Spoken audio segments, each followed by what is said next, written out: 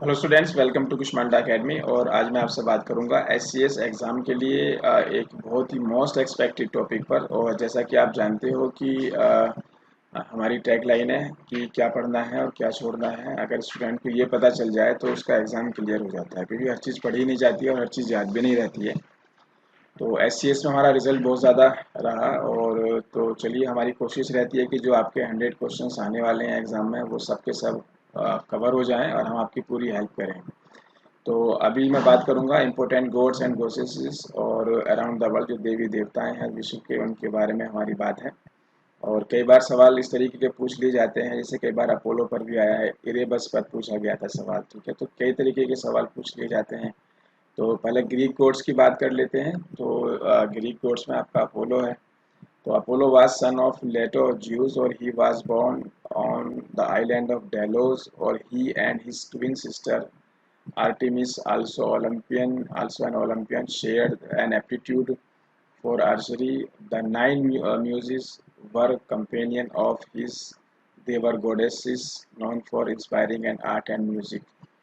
तो दो तरीके के सवाल पूछे जा सकते हैं कि जो गॉड हैं वो किसे रिप्रेजेंट करते हैं, ठीक है, किस लिए जाने जाते हैं। या फिर सवाल पूछा जाता है कि जो ये गॉड हैं किस सिविलाइजेशन के हैं, ग्रीक के हैं, आपके इजिप्शियन हैं। ठीक है, दो दो तरीके से सवाल आपको मिल जाते हैं। चलिए एरीज की बात करते हैं। He was the son of juice and Hera, both of whom hated him. Or Eros, more commonly known as Cupid, was child of Ares and Aphrodite. Ares was most notably referred to as god of war. तो जो है आपका Aries, जो है आपका ये God of war. मैंने भी आपको बताया था कि सवाल कई बार पूछा जाता है कि किस लिए जाने जाते हैं, ठीक है, या किसे रिप्रेजेंट करते हैं। तो the represented the unpleasant aspects of battle, Aries. तो Dionysus was primarily known as god of wine. Upon the reaching adulthood, Dionysus wandered the earth, teaching men the culture of wine. Dionysus was the last god to enter Olympus। और अभी मैं बात कर रहा हूँ Greek gods के बारे में। ठीक है, तो इजिप्शियन गॉड्स की बात भी करूँगा। दूसरे और आपकी सिविलाइजेशन है, उन सारे गॉड्स की बात मैं आपसे करने वाला हूँ। और ये आपके एससीएस वाले एग्जाम के लिए बहुत इंपॉर्टेंट है, अच्छे से याद कर लीजिएगा। ठीक है, जितने भी हम गॉड या गॉडेसेस की बात कर रहे हैं, किस लिए जाने जाते हैं, पहला यह है कि किस सिविलाइजेशन से जुड़े हुए हैं। तो he was also called the god of wealth. अब मान लो ये सवाल आ जाए आपका कि ये किस लिए जाने जाते हैं। चार ऑप्शन आ गए, ए बी सी डी। एक में वेल्थ है, बाकी आप कोई चार ऑप्शन दे दिए। मान लो उसमें दे दिया, सपोज मान लो डार्कनेस, सपोज मान लो ब्यूटी एंड लव, कुछ भी, और एक वेल्थ। तो अगर आपको पता है अभी आप टिक कर पाओगे। Because he possessed the precious metals of earth, heads had a cap of helmet that made its wearer invisible. His wife was Persephone, Demeter's only daughter, whom he kidnapped, made his queen।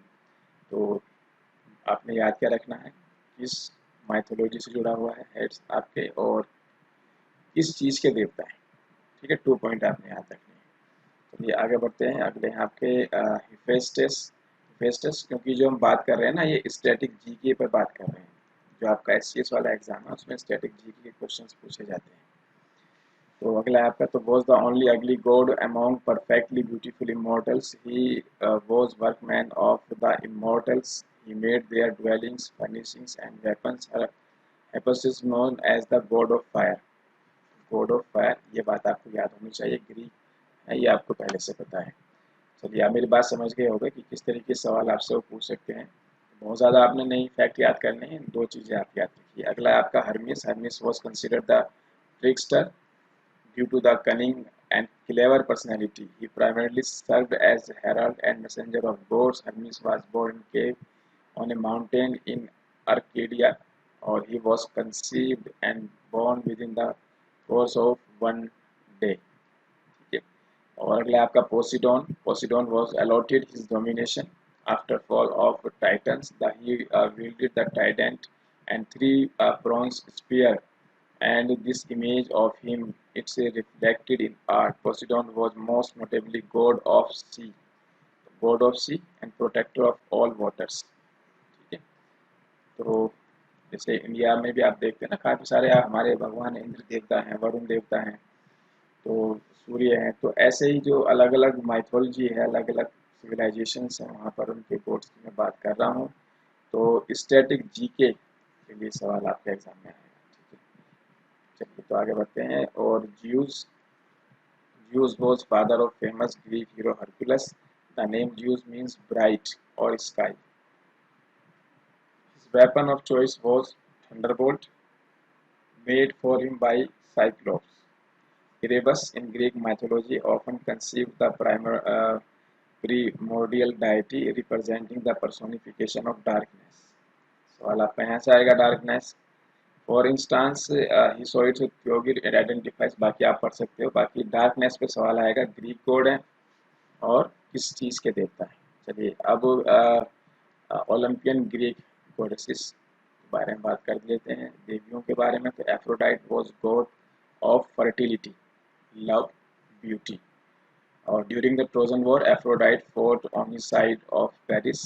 Aphrodite and her son teamed up to cause Zeus to fall in love with human named Europa. ठीक है, Aphrodite बहुत famous देवी है वहाँ की। चलिए अगला है आपका Artemis. Artemis was daughter of Zeus and Leto and twin sister of Apollo, or she was primarily a virgin huntress, goddess of wildlife and patroness of hunters. Wildlife important. She was an important goddess in the lives of women, especially when it came to marriage and young creatures. Next है आपके Athena. Athena was goddess of war. ठीक है, तो goddess of war, female counter part of Aries. तो यही सवाल आपसे exam में पूछेंगे, तो याद होना चाहिए। तो यानी कि देखो, सवाल को पहचानना बड़ा ज़रूरी है। सवाल इसे बनाने आ गए, इसे क्वेश्चन फ्रेम करने आ गया, उसका सिलेक्शन कोई रोक नहीं सकता है। तो पढ़ते हुए ज़रूर आप ध्यान रखो कि हम क्वेश्चन किस तरीके से फ्रेम करें। तो she is one of the three virgin goddess. The other two were Hestia and Artemis. Athena served as a guardian of Athens, where the Parthenian served as her temple. अगला देखते हैं आपका Demeter. Demeter was daughter of Kronos and Rhea. She was goddess of harvest and fertility. ठीक है, यहाँ सवाल याद करना है। Only women attended the Thesmophoria, a fertility festival held in honor of Demeter. अगला आपका Hera. Hera was queen of Olympian gods. In the story of Quest and Golden Fleece, Hera was a gracious protector of the heroes. Hera had a few, if any, redeeming qualities. She never forgot an injury. तो इसके बाद जो है हम बात करते हैं तो protector of heroes. Hestia appeared in few stories. She was not overly significant in Greek mythology. She was a sibling of Demeter, Hades, Poseidon, Hera, Zeus. Hestia is completely omitted from the work of Homer, author of Iliad and Odyssey. और next है आपका टाइकी, known as Tyche, was the Greek goddess of chance. तो सवाल एक ये तो है ही अपने आप में कि किस माइथोलॉजी से जुड़ी हुई हैं और किस लिए फेमस है। Chance, fate and fortune she represented not only positive aspects of these characteristics but also negative ones. The ancient Greek thought she was reason for unexpected events of their lives, good and evil. For example, if someone had much success in life, Tyche. तो अब बात करते हैं Greek के बाद ये asterisk. Asterisk में आपका है पहला, थोड़ा सा नाम थोड़े से अलग अलग से हैं, तो एक बार जो है आप इसको जरूर देखिए। तो ये आपका है यूर्जिलो पोस्टली। ठीक है, तो प्रोनाउंस जो है आपकी स्पेलिंग भी आप याद कर लीजिएगा। तो was the god of sun and war. Question क्या आएगा, ये नाम दे दिया जाएगा, चार ऑप्शन पूछ लेंगे कि ये जो गॉड हैं आपके, ये किस को रिप्रेजेंट करते हैं, किस चीज़ के देवता हैं, या किस आपके माइथोलॉजी से, एस्टेक से।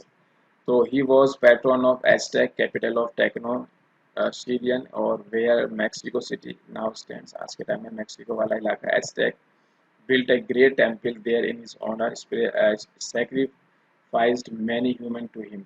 अगला आपका है कोटलिक, was the goddess of earth। तो अर्थ की देवी है, भूमि की देवी है। The mother of all gods, तो मदर ऑफ ऑल गॉड्स भी माना जाता है ना, इम्पोर्टेंट है। She also gave birth the moon and stars in Tenochtitlan and Aztec carved the gigantic stone statue for her wearing necklace made of human hearts and hands। अगला देखते हैं next. तो अगला आपका chikoo मिकोटिल was the goddess of corn and fertility, so important। अगर आप इन सब की पिक्चर भी देखना चाहते हो तो आप गूगल पर सर्च कर सकते हो कि देखने में सब ये देवी देवता कैसे लगते हैं। तो so important was corn of Aztecs that she was also known as goddess of nourishment। तो इम्पोर्टेंट ये आपका गॉडेस ऑफ न्यूरिशमेंट। अगला आपका है Quetzalcoatl was the god of learning, ठीक है, लर्निंग के गॉड हैं। और wise god, he help to create universe and humankind and later invented agriculture and calendar. He is often depicted as a magnificent feathered serpent. अब देखते हैं Egyptian God's के, देख लेते हैं। एक है आपके रा, आर ए रा। Ra was supreme god and god of sun. The early pharaohs claimed to be descended from him. He sometimes took form of hawk or lion। ठीक है, तो god of sun। Nut, Nut represent heavens, स्वर्ग को, and helped to put the world in order। She had the ability to swallow stars and pharaohs and cause them to be born again। She existed before all else had been created। Osiris, Osiris was god of underworld and judge of dead। So he was associated with the continuity of life and was often shown wearing mummy wrappings।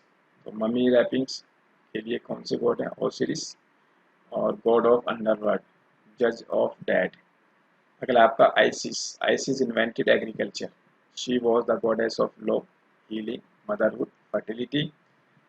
और she came to be seen kind of mother earth figure. Horus was sky god who loved godness and light, the son of Osiris and Isis। He was sometimes depicted a young child।